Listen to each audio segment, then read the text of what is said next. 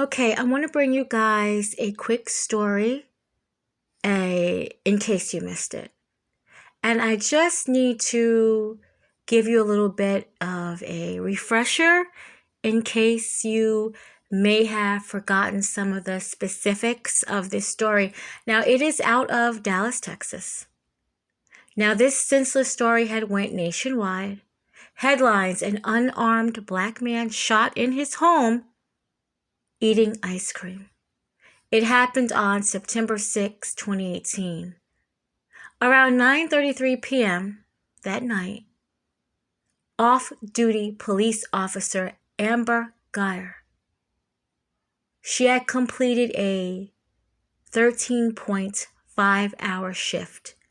She had just gotten home. She works 2 blocks away from the police department. After entering her apartment building, however, she was headed to the wrong apartment. She was actually on the wrong floor. Now, granted, she'd only lived there for 2 months, is what I've read. So I'm even going to give her the benefit of the doubt that she was a little tired after that long shift. The complex is a 4-story building with similar decor on each floor. However, Amber's apartment number is 1378, and her neighbor has a potted plant outside.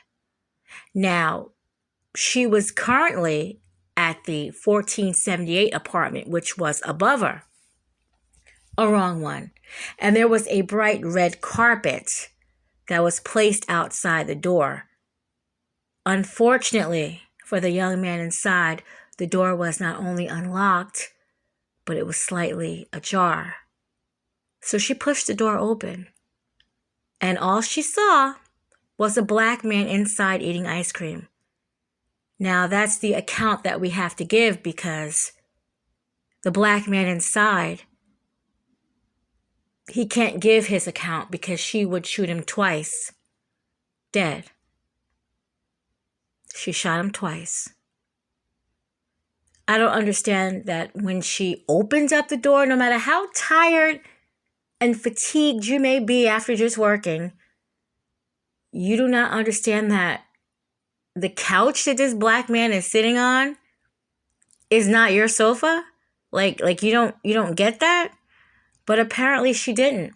And she believed him to be a burglar eating ice cream. And she believed that he was going to kill her. That's what she said. She was fearing for her life. You know, we hear that. That's a very popular phrase that's stated when people are most definitely in the wrong most of the time. They fear for their life. And she feared for her life in this man's apartment. She feared for it. Now, police officers would later enter Botham's home. It had to be something. It had to be something on this guy. I mean, he did have a few dirty dishes inside his home. All they could find was like a little small bit of marijuana. Very small amount.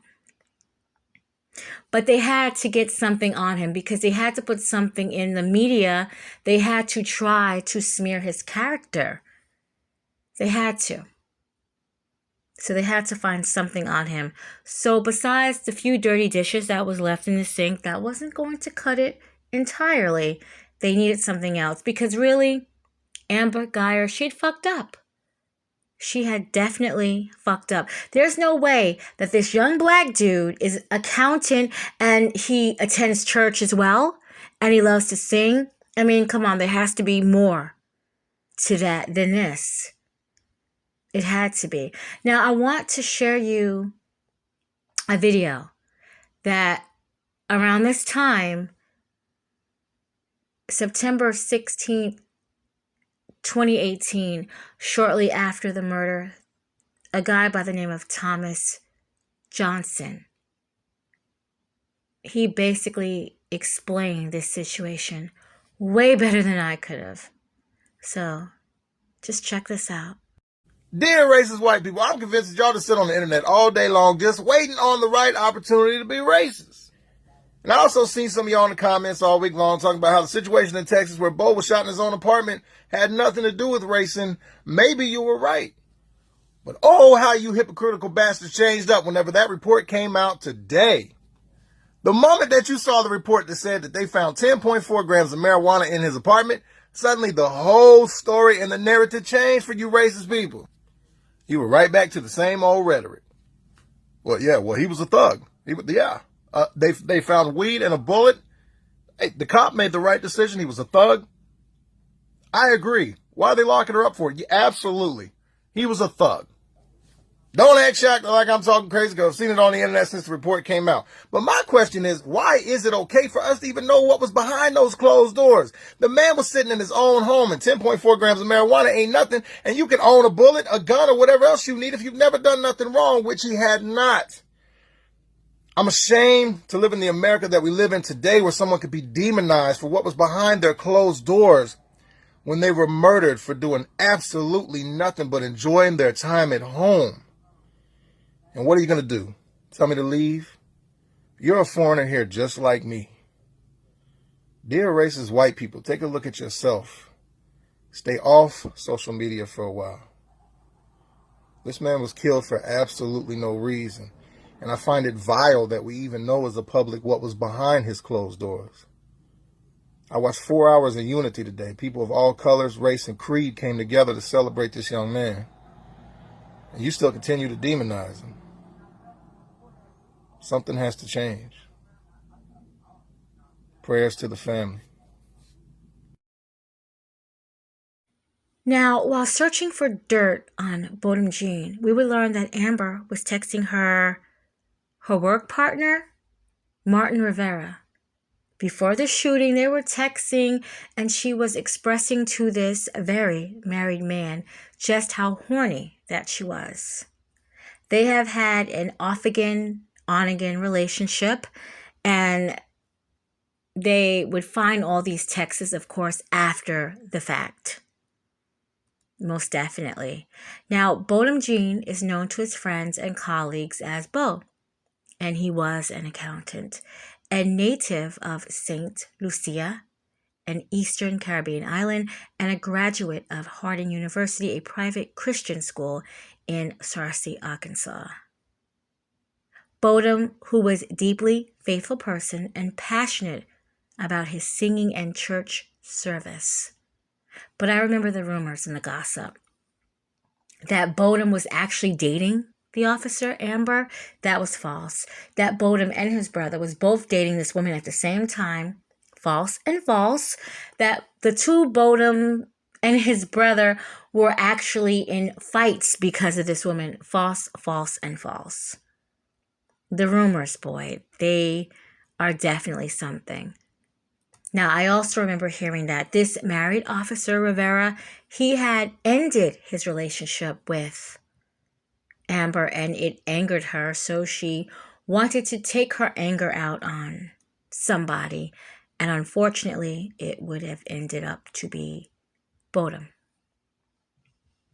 Now, many people that night had heard arguing and yelling between Botham and Amber. A neighbor remembers hearing Amber screaming, "Let me in, let me in." I mean, why? That's his house. And what could the two actually be fighting about? If it got down to it, it's like, what are you doing inside my house? This is my house. Look around. This is not your house. Oh my goodness. I apologize. My name is Amber Guyger. You don't even have to say you're a police officer. You have the whole uniform. I live upstairs. I've only been here for a few weeks. I am so sorry. And you just back out. You look crazy. So while you're texting this idiot that's cheating on his wife, you just say, "Hey, you never guess what happened. I just entered this dude's house eating ice cream. So when are we going to hook up?" I mean, that's all you had to do. But instead you take out your pistol and you kill him. What was she in fear of? That he was going to throw a spoon at her? I don't get it. But he ended up dying. And yeah, there was some outrage behind it. How could it not be? It was. residents and the neighbors in this apartment building, they would call the police and say what they saw, what they witnessed, but there was actually one person that really did see something and hear something. 28-year-old Joshua Brown. Amber Guyger was fired on September 24th, 2018. She was indicted on November 30th, 2018. The neighbor, Joshua Brown, he would take the stand in a very emotional testimony for his deceased neighbor. Now, on October 1st, 2019, Amber Guyger was found guilty. And I remember watching a trial where Judge Tammy Kemp had given Amber a Bible. I have watched many judge shows, Judge Mathis, Judge Million, Judge Brown, Judge Wapner, but I've never witnessed any of the judges giving the defense a Bible. I've never seen that. And people were outraged and they didn't understand it. Judge Kim stands on what she did. She says that Amber wasn't the same person the beginning of the trial that she was at the end. Yeah, because the beginning of the trial, she probably was a little bit more cocky. She probably thought that she was going to really beat this. Look how many times when there is a white person, cop, and a black person, victim for whatever reason, they get off. They get off. It happens all the freaking time. And I want to also add that Judge Kim gave her a hug. That was another thing that a lot of people were outraged at, the hug that she gave the defendant. And the brother of the deceased had also forgave her and given her a hug. And yeah, we really knew that she was going to get away with this. Too much displays of affection. It happens. And her partner / lover probably was saying, oh, you're going to beat this because of his own skeletons that he had in his closet. And I will tell you a little bit about that in a second. So yeah, I really think that's why she wasn't the same person, because towards the end of this trial, she knew her ass was gone. So Botham's brother, he did forgive her. And I do recall reading an article where he did state that even though he hugged her and forgave her, he did want the stiffest penalty for her taking his brother's life. Now, Judge Kemp, she says that she pretty much stands on what she did, and she's glad that she did it. And she said after the fact, in support, she has received so many Bibles for people that are glad that she did what she did. So Amber Guyger, she received 10 years in prison. Now, on October 4th, shortly after the trial, Botham Jean's witness, Joshua Brown, he was gunned down outside in a parking lot. And when this went through social media, I couldn't believe it. I really thought that, like so many people, I really thought that this had something to do with Amber Guyger being sentenced for a decade. But apparently it wasn't, and the person or persons responsible have been arrested, and this was on totally different charges. It had nothing to do with the Amber Guyger being sentenced at all. And during the trial, Amber Guyger's lover testified that he was also responsible for helping her hide evidence and get rid of those steamy text messages and the racist, offensive messages that the two love to share with one another. Wow, right? Yeah. Officer Martin Rivera, he had also 12 years to the time where he sat on that stand. He had killed an unarmed black man by shooting him in his head and shooting him in his leg and killing him instantly. And that young man's name was Brandon Washington. The kid, Brandon Washington, basically didn't take his hands out of his pockets fast enough So Officer Rivera killed him, because he was fearing for his life. Yep, most definitely. He was fearing for that life. So that's what happened with that. And Brandon Washington's mother, Antoinette Washington, she wants the case reopened. She feels that if Officer Rivera could help his lover / work partner cover up the shit that she did, trying to get her off with killing an innocent, unarmed black man in his home, eating ice cream. Yeah, he's gonna definitely cover up his own shit. Most definitely. So she wants it open, and I don't blame her. Now, I didn't look into that story because I wanted to bring you the developments on Amber Guyger. So Amber tried 2 years ago into her sentence to appeal, but she was denied. With 5 more years left, she is actually up for parole. It happened late August, early September. She's up for parole now. And she wants to get out, even though she has 5 more years left, and she actually has a release date of September 29. I think she should stay right there. I think that she should finish the sentence out. I really, really do. You took this man's life, eating ice cream in the safest place that's supposed to be safe to him, your home. After you locked that door, in Botham's case, it was slightly open, but you guys know what I'm saying. After you get home and you relax, this is supposed to be the safest spot, your house. And if you're not doing anything illegal, if you're not doing anything corrupt, then nobody should be coming through those doors ready to harm you. And I just want to say rest in peace.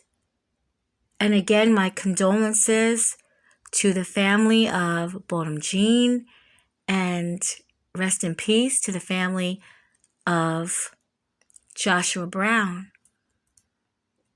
We have 2 different reasons, but still, there are people still grieving for these 2 young men.